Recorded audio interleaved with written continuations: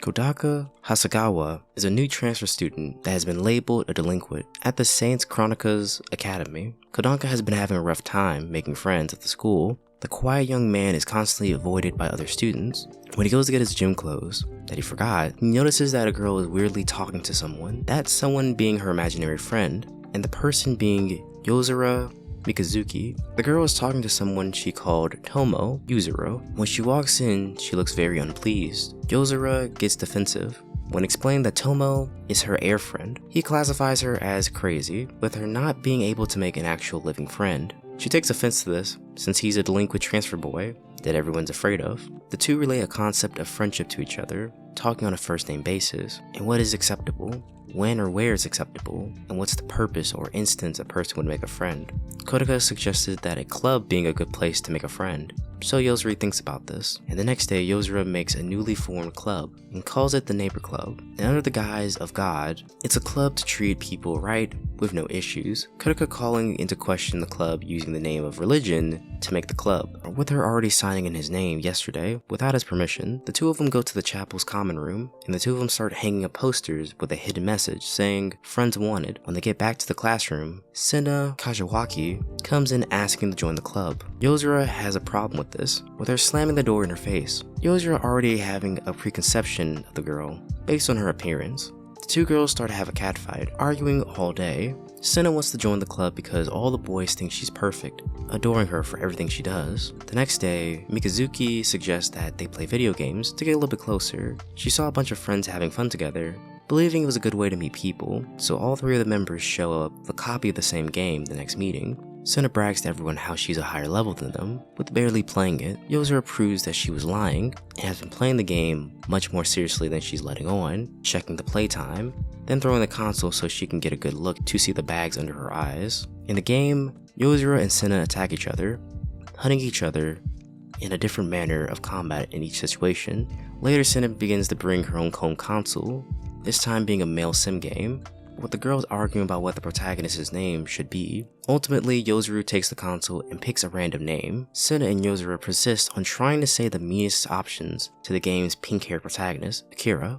Afterwards, they meet the silver-haired love interest, having studying with the girl, but they run into difficulty later because of rumors spreading around the school, started by Akira. Both girls are in agreement that they shouldn't apologize to Akira and that Yukio will understand at the end, calling the Akira character a number of foul names. After bawling her eyes out, Sena gives Kodaka the game and tells him to beat it over the weekend, completely switching her opinion about Akira with mentioning that the rest of the female course is amazing. Sena brings in her own graphic novel the next day that Yozura finds to be a little bit less than tasteful, with her not being accustomed to it, berating her, calling her all types of nicknames, names like Jiggles, Jugsy, Pervbag, Double D Deviant, Seko, Kinkmeister, Porn Addict, Pneumatic Nympho, and others. Sena is still defending herself and her point that novels are no different than the actual works that people in literature community call classics. Mikazuki tells her to read out these so-called masterpieces, which makes Sena feel a bit embarrassed, having read it out loud. So the girl repeats the sentence, but starts to weep after it gets a little too erotic, to then panicking and running away in shame. Yozura was recording her the entire time, with Hasegawa saying she's gone too far. Mikazuki starts to read her own literature piece to keep her promise. Kodaka notices that it was much deeper than the graphic content. Later that day, Kabuto Hasegawa, that being Kodaka's little sister, who likes to do cosplay of her own favorite vampire heroine, notices that her brother has been staying at school much later these days. When Yozuru isn't in the club room, Sena wants to learn how to swim, because the heroine in the game can swim as well, wanting to have something to talk about. Kodaka notes that this person isn't even real, but still agrees. Kodaka teaches her the basics of swimming, to then asking to meet her father. Sena making the assumption this is because the two of them are on a date, but he assures her this is because her father did his family a favor, with him just wanting to thank him. But she agrees, still offended with being nicknamed Meat, but admits she has mixed feelings about the nickname, seeing that was her first nickname from a friend. Sena is put into an altercation when some delinquent boys start insulting her as a way of catcalling. Kodaka is able to cool the situation over, but Sena doesn't let it go. One of them goes into assault her, but Kodaka stops him, scaring him off, but then gives her a reality check on inciting them to doing so, with her respecting him more for what he did just now. The situation reminds Kodaka of a childhood friend who taught him a lesson of friendship, which makes Yozuri remember the same thing. Sister Maria is caught sleeping in the club room. Maria is the assigned faculty member, who is the club advisor. Maria goes into detail about Mikazuki and how she got the room by saying false Bible scriptures, slapping her until she signed the paperwork. Maria doesn't want to be the faculty member advisor, but Yozura begins deceiving Maria by stating grown-ups can manage the task. The 10-year-old is looped into doing labor for the club, with weird questionable punishments if she backs out of the position. Kodaka has a feeling that someone is following them. Senna and Yozuri try to assist him, but the effort seemed rather pointless because it further damaged his own reputation, spreading the rumor of two beautiful girls being entrapped by the bad boy. When Kodaka sees who's following him, it's a young girl who dresses like a boy, Yukimura Kusunoku. The student has been receiving the attention of bullies, Mikazuki commenting that those type of people are everywhere, and bullies are only attacking people who pose no threat. Kodaka comments that she does the exact same thing, which Yozuri takes an extreme disdain for. Yukimura comments on Kodaka being the role model everyone fears and the girls love, portraying him as a valiant samurai. Yuki explains that she's been bullied because the boys don't want to change with her, or want to hit him with balls at dodgeball. Yozura invites Yuki to the club room so she can spend more time with Kodaka, causing the boy to sign up for the club. And to be Kodaka's underling, Yuki buys him comic books and snacks from the convenience store, further damaging his own reputation. When he runs after Yukimura, he gets lost and hears an explosion from a science room with a female student unconscious, so he saves the female student from the toxic fumes, carrying her back to the infirmary. When the girl wakes up, she thanks him, this being Rika Shiguma, a strange first-year student that talks about herself in the third person. Rika joins the neighbors club, proclaiming she's joined the club to get closer to Kodaka, making the other girls feel different. She also reveals her interest in filthy magazines, with being in the mecha genre, with no one really believing her until she starts to read it out loud, to which everyone is shocked hearing how dirty it actually sounds. The conversation goes sour when she admits wanting to have a more physical relationship with the boy. The girls feel a tight pain in their chest, but can't tell what it is. Kodaka notices that Maria only eats the chips that Yozuri brings her, so he lets her have his lunch, and tells her he'll make her one every day. Maria begins to refer to him as Big Bro. Senna wishes she could live inside the video game. Feeling embarrassed, she said it out loud for everyone to hear. Rika reveals she actually made a virtual reality game that they could play, so they all begin to play, but the party isn't advancing as fast as they should because Maria fell asleep. While playing, Kodaka is astonished to learn that Kobuto has been playing as Maria's persona, with her being lonely that she's been left alone at the house, and him not playing with her as much. Senna finds Kobuto adorable. Kobuto gets into a fight with Maria over being Kodaka's sister. Yozura lets Kobuto join the club.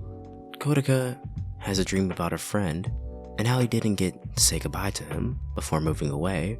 At school, it's clear the group has been goofing around and not actually been making new friends, so they decide to go to the karaoke bar.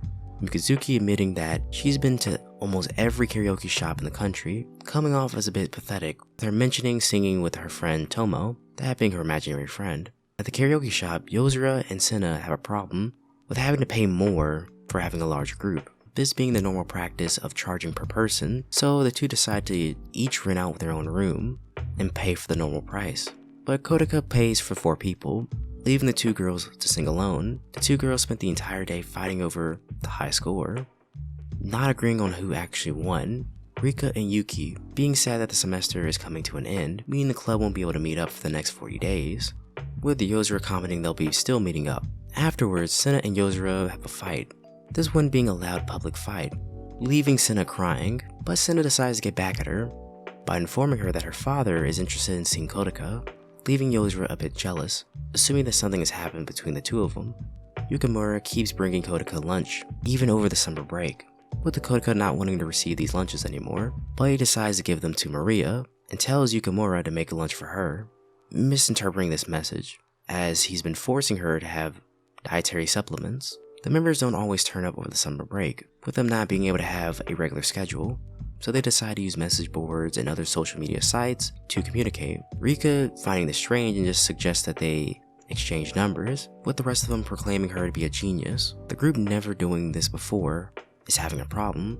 Kodaka manually inputs the information, oblivious to the idea of exchanging numbers wirelessly. Senna feels left out, seeing that Kodaka and Yuzuru being each other's first contact.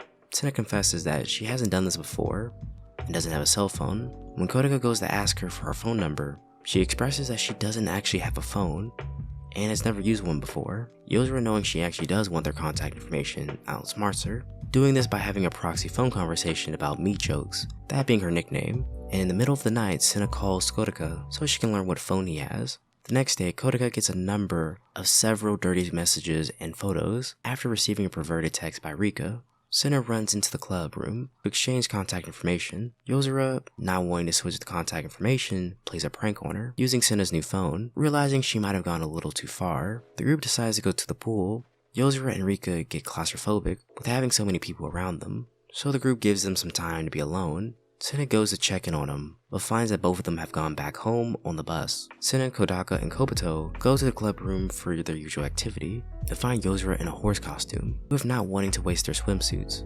So the club decides to go to Senna's private beach. Senna's father, that being Pegasus, meets with Kodaka and Kobuto for dinner, Stella being the butler. Kodaka reminds Pegasus of his father, and the two get close, drinking juice that Pegasus gets drunk on. Then on the way to the bed, Kodaka sees Senna naked, coming out of the bath. On the private beach, Kodaka rubs suntan lotion on the girls, with Yozora doing the same thing to Senna in her own twisted way. Senna suggested to the group that they go to the summer festival. Kodaka and Kobuto change into their kimonos, and everyone gathers up to light up fireworks. But one of them gets a little bit too close to Yozora's hair, with it catching on fire. Kodaka puts it out, but she leaves soaking wet and feeling embarrassed by the situation. On the first day back to school, she cuts her hair down short, but because of this, Kodaka is able to recognize her, that being her childhood friend, Sora.